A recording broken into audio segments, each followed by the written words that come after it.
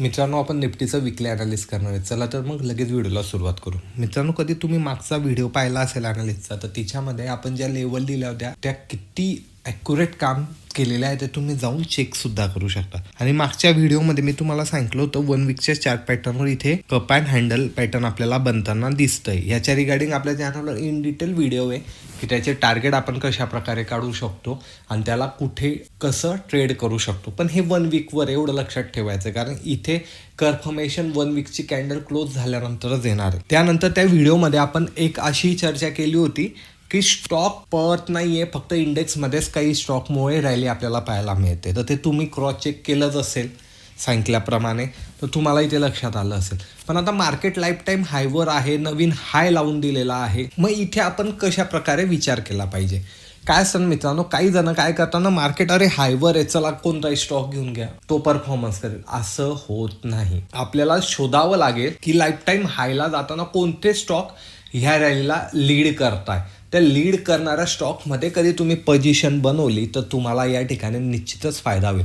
पण तुम्ही रँडमली कोणतेही स्टॉक केले आणि तुम्ही अझूम केलं की आता मार्केट वरच आहे, मग हा पण स्टॉक वर जाईल, तो पण जाईल, तर असं होत नाही मित्रांनो. कारण टोटल बुलिश सेंटिमेंट नाहीये, काही ठराविकच आहे. हे समजून घ्यायचं असेल तर थोडा मागचा व्हिडिओ पहा. लवकरच एक व्हिडिओ आपण ऑलरेडी बनवलाय, त्याचं एडिटिंग चालू आहे. तो झाला की तिच्यामध्ये अजून डिटेल्स सांगितलंय, तो आपल्यासमोर येणारच आहे. आणि नेहमी लक्षात ठेवायचं, इंडेक्सला ट्रेड करण्याची स्ट्रॅटर्जी वेगळी असते, स्टॉकला ट्रेड करण्याची स्ट्रॅटर्जी वेगळी असते. इंडेक्स कसं पळतो, आता निफ्टी 50चं घेतलं तर 50 स्टॉक आहे. 50 स्टॉकपैकी 10-15 स्टॉकही चांगले परफॉर्मन्स केलं आणि त्यांचं वेटेज निफ्टीमध्ये चांगलं असेल तर निफ्टी तुम्हाला वरच्या दिशेला जाताना दिसेल. तर त्याच्यासाठी पुरे 50 स्टॉकच पळायला हवे असंही लॉजिक नसतं. तर हे लक्षात ठेवायचंय. म्हणून इंडेक्सला ट्रेड करताना वेगळं करायचंय, स्टॉकला स्पेसिफिक ट्रेड करताना वेगळी स्ट्रॅटर्जी ठेवायची. दुसरी गोष्ट, इंडेक्समध्ये कधी तुम्हाला पोझिशन बनवायची डिलेव्हरीमध्ये, म्हणजे लॉंग टर्मसाठी 1, 2, 3 महिन्यासाठी. पण तुम्ही ऑप्शनमध्ये कधी पोझिशन बनवली तर टाइम डिकेचा तिथे तुम्हाला ड्रॉबॅक मिळतो. तर त्याच्यासाठी तुम्ही ETF घेऊ शकता. ETFच्या पण रिगार्डिंग ऑलरेडी व्हिडिओ येऊन गेलेला आपल्या चॅनलवर की ETF कसे घ्यायचे, कोणते ETF चांगले असतं, ETFचं लॉजिक काय, नेमकं ETF असतं तरी काय. तर ते तुम्ही कॅशमध्ये घेऊ शकता मित्रांनो, आणि तुम्ही इंडेक्समध्ये त्याचा बेनिफिट निश्चित घेऊ शकता. तर हे लक्षात ठेवायचं आहे मित्रांनो. आणि या प्रकारे ट्रेड करायला. ह्या दोन्हींच्या सायकोलॉजी वेगळ्या आहे, स्टॉकच्या आणि इंडेक्सच्या.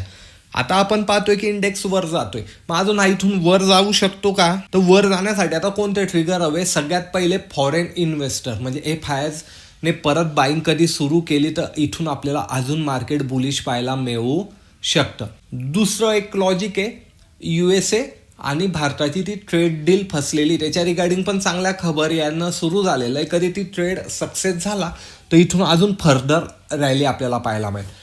पण जसं आपल्याकडे दिवाळी हे सर्वात मोठा फेस्टिवल आहे भारतामध्ये, तसं फॉरेनमध्ये ना ख्रिसमस असतो मित्रांनो.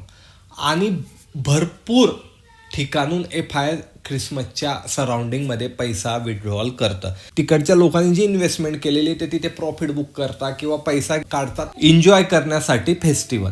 त्यामुळे मार्केट आहे ना हे साईडवेज किंवा थोडंसं आपल्याला ड्रॉप पण होताना पाहू शकतो आपण डिसेंबर महिन्यात. आणि याचं कन्फर्मेशन कधी घ्यायचं असेल तर तुम्ही गेले 5-6 वर्षाचे डिसेंबर महिन्याचे चार्टसुद्धा तुम्ही क्रॉस चेक करू शकता की मार्केट कशा प्रकारे तिथे डिसेंबर महिन्यामध्ये परफॉर्मन्स करत असतं. एकदम खाली येईल का असं काही नसतं, पण एकदम वरती जाणार नाही. तर हे थोडंसं लॉजिक तुम्ही लक्षात ठेवा, त्यानुसारच तुम्हाला पोझिशन इथे बनवायची आहे.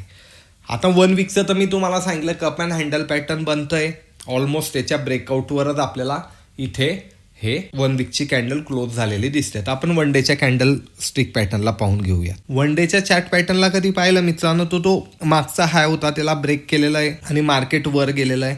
त्यानंतर कधी तुम्ही इथे एक पाहिलं तर तुम्हाला इथे एक ट्रेंड लाईन पाहायला मिळते. ट्रेंड लाईनचं लॉजिक मी तुम्हाला ऑलरेडी सांगितलंय, आपल्या चॅनलवर स्पेशल प्लेलिस्ट आहे ट्रेंड लाईनची. तर इथे तिला चेकआउट झालेलं आहे, अजून ही याला रिटेस्ट करायला इथे येऊ शकते.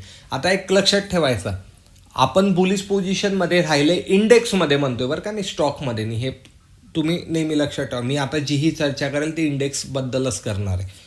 तर इंडेक्सचा स्टॉप लॉस आपला 26,000 ते 26,100 याच्यामध्ये राहील. 26,000च्या खाली आलं तर आपण आपल्या बुलिश पोझिशनमधनं एक्झिट करणार आहे. पण बुलिश पोझिशनमधनं एक्झिट केलं म्हणून आपण लगेच शॉर्ट करणार आहे का? सेल करणार आहे का, तर नाही मित्रांनो, सेल करायचं आणि या दोन्ही वेगळ्या गोष्टी. की मी माझी बुलिश पोझिशनमधनं पोझिशन कट केली, पण मला अजून शॉर्ट करायचं नाही. शॉर्ट करण्यासाठी लेवल कोणती येणार आहे, 25,750. त्याच्या खाली कधी वन डेची कॅन्डल क्लोज झाली विथ व्हॅल्यूमध्ये, तर आपण इथे शॉर्ट करायला सुरुवात करणार आहे. तोपर्यंत आपल्याला शॉर्ट करायचं नाहीये.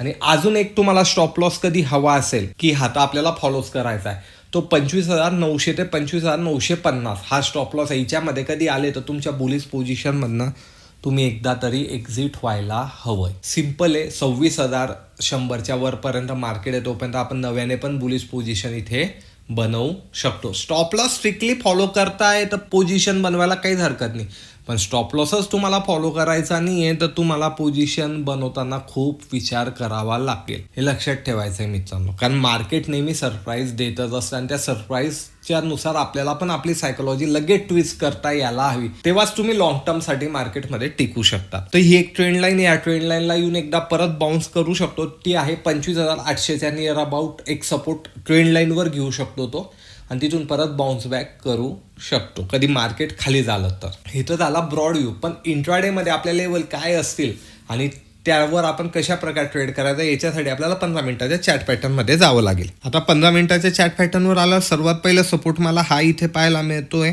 याला कधी ब्रेक केलं तर पुढचा सपोर्ट माझ्यासाठी या ठिकाणी हा आहे, आणि यालाही कधी ब्रेक केलं मित्रांनो तर माझ्यासाठी थर्ड सपोर्ट आहे. आणि सर्वात लास्ट सपोर्ट इंट्राडेसाठी माझ्यासाठी या ठिकाणी हा आहे. याच्या कधी खाली आलं तर मी एकदा इथून सर्व पोझिशनमधनं एक्झिट करणार आहे. आता राहिलं वरची लेवल, तर फर्स्ट रजिस्टर माझ्यासाठी कोणतं आहे मित्रांनो, की जे आहे जिथून मार्केटने रिसेंटली रिव्हर्सल केलंय. आता याच्यावर गेलं तर माझं पुढचं रजिस्टर कोणतं राहणार आहे मित्रांनो, या ठिकाणी हे राहणार आहे. आणि यालाही कधी ब्रेक केलं तर माझं पुढचं रजिस्टर या ठिकाणी हे राहणार आहे. आता वरच्या लेवल कशा प्रकारे काढल्या हे कधी जाणून घ्यायचं असेल तर कमेंट नक्की करा. मी येणाऱ्या व्हिडिओमध्ये लाईफ टाईम हायवर, म्हणजे वरती कोणत्याही प्रकारच्या लेवल नसताना आपण लेवल कशा प्रकारे काढू शकतो, याची सायकोलॉजी काय असते, याच्यासाठी कोणता टूल वापरला जातो, यावर डिटेल व्हिडिओ बनवेल. कमेंट आल्यावरच बनवेल, नाही तर तुम्ही हा लेवल फॉलो करू शकता. लेवल किती ॲक्युरेट काम करताय तुम्हाला माहितीच आहे. क्रॉस चेक करायचं असेल, टेलिग्रामची लिंक आहे, तिथे जाऊन तुम्ही आपले स्क्रीनशॉटसुद्धा चेकआउट करू शकता. व्हिडिओ कधी आवडला असेल, काही नवीन शिकायला मिळालं असेल तर लाईक, शेअर, कमेंट नक्की करा मित्रांनो. मी भेटेल पुढच्या व्हिडिओमध्ये. धन्यवाद.